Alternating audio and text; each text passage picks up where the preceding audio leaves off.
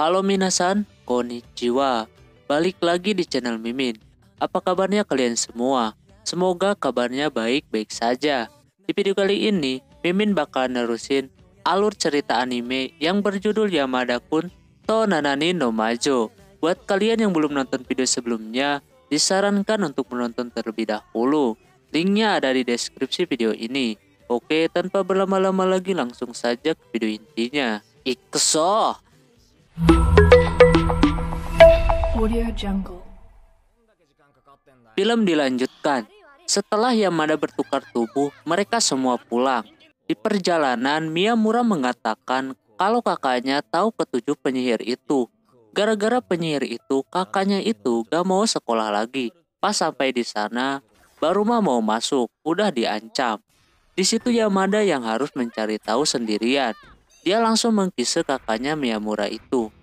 Diancam pun, kakaknya itu gak mempan, malah melawan. Setelah diberi peringatan, barulah kakak itu mau ramah, lalu memberitahu namanya.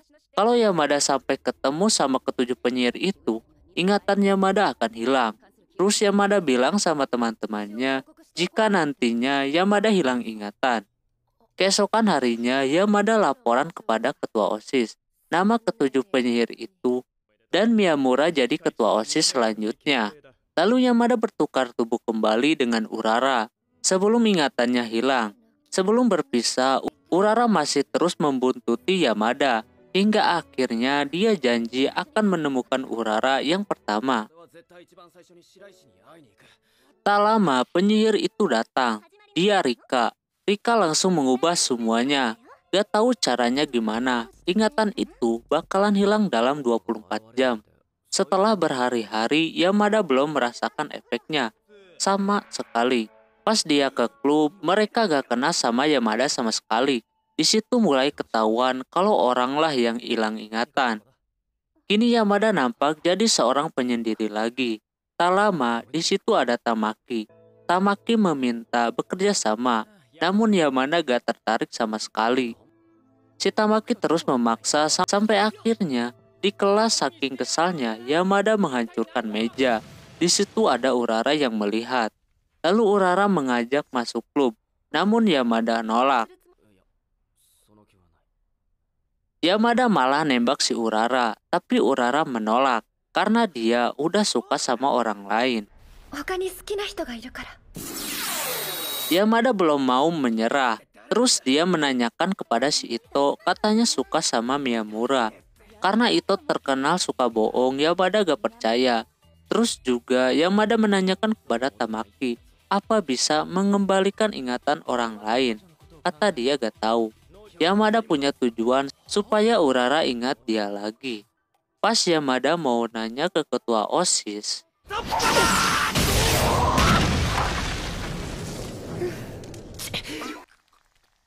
sekretarisnya langsung nyerang. Di situ pun ketua OSIS itu katanya gak bisa. Keadaannya sekarang makin parah. Terus pas Yamada keluar, dia bertemu Odagiri yang meminta buat ketemuan nanti. Tamaki menyarankan untuk bertemu dan mengkise aja. Soalnya Odagiri punya sihir penarik. Jadi sihir itu bisa digunakan buat Urara. Alhasil dia menemui Odagiri yang lagi bersihin rumput. Dia nampak kesal karena menunggu lama. Tanpa berlama-lama, Yamada langsung menggas. Tapi di situ ada Urara yang melihat. Dia langsung kecewa. Yamada mengejarnya. Ya, walaupun Urara gak inget sama dia, cuman di situ Urara nangis, merasakan sakit yang mendalam. Yamada-kun, anata wa ittai? Lalu Yamada mencoba menenangkan dan menceritakan apa yang terjadi. Kalau Urara hilang ingatan oleh penyihir, namun Urara gak percaya. Dia gak tahu kalau dia itu penyihir. Pas Yamada mau mengkise Urara, Urara gak mau. Dia langsung pergi, tapi untungnya dia jadi baik-baik aja. Tak lama, Tamaki muncul. Dia memberitahu Yamada kalau dia harus hati-hati. Bisa aja Urara nganggap Yamada jadi orang aneh. Keesokan harinya, Yamada bertemu dengan Miyamura. Tiba-tiba dia langsung mengkisenya. Namun yang terjadi bukan bertukar tubuh, melainkan jadi tertarik sama Yamada. Alhasil, dia mengkise balik. Setelah di kelas, Tamaki menyuruhnya untuk menyerah saja, tapi Yamada gak mau. Tak lama datang si Odagiri dan langsung mengkise si Yamada. Di situ Odagiri ingat dengan Yamada, yang ternyata berkat kisahnya si Yamada tadi, Odagiri jadi kembali ingatannya.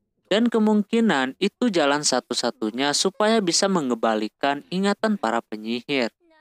Odagiri langsung pergi ke Ushio. Ketika Odagiri mau menghilangkan sihir di tubuh Ushio, Ushio nolak, tapi Odagiri gak ada pilihan lain.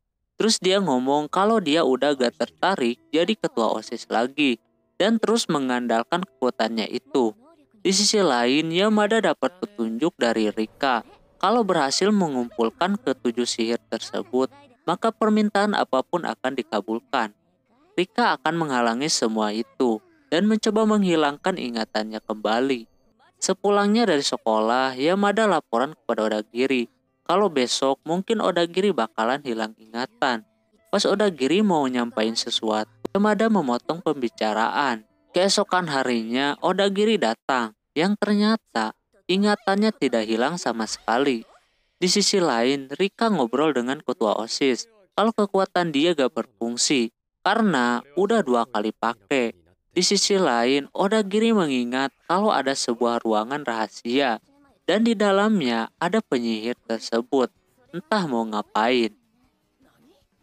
Lalu Yamada, Odagiri, dan Tamaki siap mengembalikan ingatan para penyihir. Tapi ketua OSIS itu membuat rencana yang ternyata rencananya gak boleh kisah di sekolah atau hati-hati aja gitu. Yamada mulai serius. Pas pulang sekolah, Urara ngajak pulang bareng. Lalu mereka pulang bareng. Urara bercerita kalau Miyamura keluar dari klub karena dia terpilih jadi ketua OSIS. Jadi dia sibuk. Yamada di situ bakalan mengembalikan ingatannya si Urara, tapi Urara gak ngerti sama sekali. Pas Yamada mau pergi, Urara meminta kise. Di sisi lain, Odagiri masuk ke ruangan tersebut. Dan benar saja, seperti tempat gereja gitu. Tak lama, datang ketua OSIS dan bernegosiasi. Di sisi lain, Urara masih menawarkan kisahnya dia. Pas mau dikise, keburu ada si Asuka. Si Odagiri makin tersudut di sana. Kalau Odagiri mau bekerja sama, maka Odagiri terserah. Mau minta apaan juga. Di luar, Tamaki melihat kejadian itu. Keesokan harinya, tiba-tiba Odagiri tambah semangat. Target pertama dari Sarushima. Yamada langsung pergi. Di situ Tamaki menanyakan hal yang kemarin. Tapi Odagiri menjelaskan kalau dia tidak bekerja sama dengan ketua OSIS. Gak apa-apa ditolak sama Yamada, yang penting bisa ngakak bareng. Singkat cerita, Yamada berhasil mengkise 3 penyihir. Kini tinggal Urara sama Rika doang. Yang harus diwaspadai adalah Rika. Setelah itu mereka rapat. Di situ Odagiri juga menyampaikan ketika dia mencari daftar nama si Rika, ternyata dia tidak ada. Ditanya ke kelas 3 juga, tidak ada yang mengenalnya. Jadi Odagiri memutuskan buat target selanjutnya adalah Urara terlebih dahulu. Keesokan harinya, para penyihir dapat surat dari ketua OSIS kalau akan diadakan sebuah ritual. Namun Odagiri harus mengumpulkan sebelum tanggal ritual itu dilaksanakan. Di sisi lain, Yamada langsung beraksi mau mengkise si Urara karena waktunya gak banyak lagi. Di situ juga ada si Ito. Di sisi lain juga, ketika Odagiri keluar, tiba-tiba aja ada Rika di situ. Lalu Odagiri menanyakan kenapa dia tidak ada namanya ataupun yang kenal dia. Dia menjelaskan ketika dia menghilangkan ingatan seseorang, maka orang itu bakalan tidak ingat lagi. Ketika Odagiri meminta bekerja sama, si Rika gak mau. Lalu tentang upacara itu, tujuannya ternyata buat menghilangkan si Yamada. Di sisi lain, ketika Yamada mau mengkise, ternyata itu bukan si Urara, melainkan si Asuka. Yamada langsung ke ketua OSIS untuk menanyakan keberadaan Urara, yang ternyata dia lagi di rumahnya karena diskor. Yamada gak bisa bertemu kecuali anggota OSIS, namun Yamada gak peduli. Singkat cerita, Yamada ke tempat Miyamura buat ngajak dia ke rumah Asuka. Cuman terdengar oleh kakaknya, yaitu Leona. Yamada langsung bercerita apa yang udah terjadi. Yang ternyata ketua OSIS mau melakukan upacara itu biar kekuatan Tamaki kembali lagi ke si Asuka. Setelah mau pulang, Miyamura berterima kasih karena buat kakaknya tersenyum lagi. Keesokan harinya, Yamada mencoba buat meminta bantuannya Shirika lagi. Yamada memprovokasi Shirika kalau dia udah gak dibutuhkan lagi atau udah ditipu sama ketua OSIS itu. 山崎に利用されてるだけだってことに。 Lalu Rika menceritakan dari dulu nggak ada yang bisa mengenali dia. Sampai sekolah pun kagak guna. Tapi hanya ketua OSIS lah yang bisa mengenalinya. Jadi katanya gak bakal mengkhianati dia. Setelah dibujuk Yamada, akhirnya Rika mau. Cuman ada satu buah syarat, yaitu Yamada harus membawa Leona ke sana. Secara Leona ingatannya belum Rika hilangkan. Di situ Yamada nolak keras. Setelah itu mereka mencari jalan keluar lainnya. Tak lama tiba-tiba Leona nge-SMS suruh bertemu. Alhasil mereka ke sana lagi dan mengejutkan.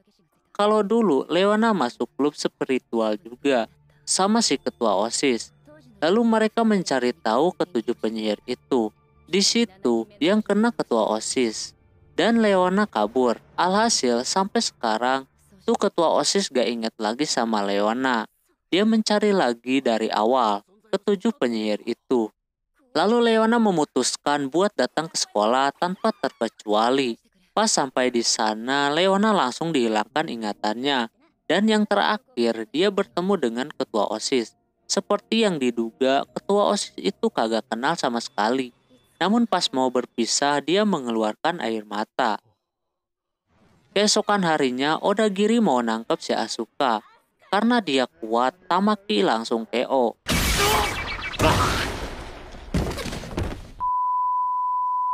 Tapi pas sama 3 cewek, dia malah kalah. Di sisi lain, Yamada dan Miyamura ke tempat Asuka untuk menjemput si Urara. Yamada langsung menerobos ke kamarnya dan langsung memeluknya, saking khawatirnya. Urara pun di situ sedikit takut. Setelah itu, mereka semua berkumpul di tempat upacara yang dijanjikan. Tapi ada kendala, Asuka masih menolak. Tak lama, datang si ketua OSIS. Dia mau melihat upacara tersebut. Selama ini, dia baru tahu misteri tersebut. Dia pun menjadi ketua OSIS, entah tujuan dia buat apaan. Alhasil, memberikan sisanya kepada Yamada. Lalu upacaranya dimulai. で次はみんな小田切玉木 Waktu jadi terhenti. Sebelum memohon permintaan, Yamada bertanya kepada Rika, gimana rasanya jadi penyihir. Di situ ada plus sama minusnya. Alhasil, Yamada udah memohon.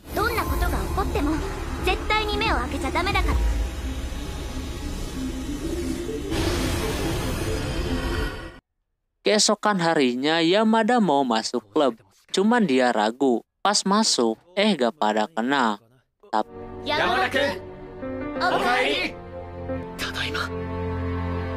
Setelahnya, mereka mengadakan pesta dan mengundang semua penyihir. Pokoknya yang tahu tentang penyihir, kumpul semuanya. Lalu Yamada memberitahu apa yang dia minta pas upacara itu. Yang ternyata, Yamada meminta buat menghapus semua sihir yang ada di sekolahan itu. Mereka merasa sangat senang dan juga lega. Setelah itu, Urara meminta maaf karena janji dia gak ditepati. Padahal, Urara di situ mau balas budi, tapi sayangnya tidak bisa. Yamada langsung menembak si Urara.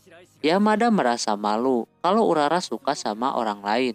Tapi katanya, orang lain itu adalah Yamada. Lalu Urara meminta mengkisse dia, biar bisa memastikan kekuatan dia hilang atau enggak. Pas mau dikisse, kayaknya kagak dikisse deh. Dan animenya selesai. Oke, mungkin segitu dulu untuk video kali ini. Semoga kalian terhibur. Mohon maaf bila ada kesalahan dalam penyebutan nama, tempat, atau yang lainnya. Dan sampai jumpa di video selanjutnya. Jamatane, bye-bye.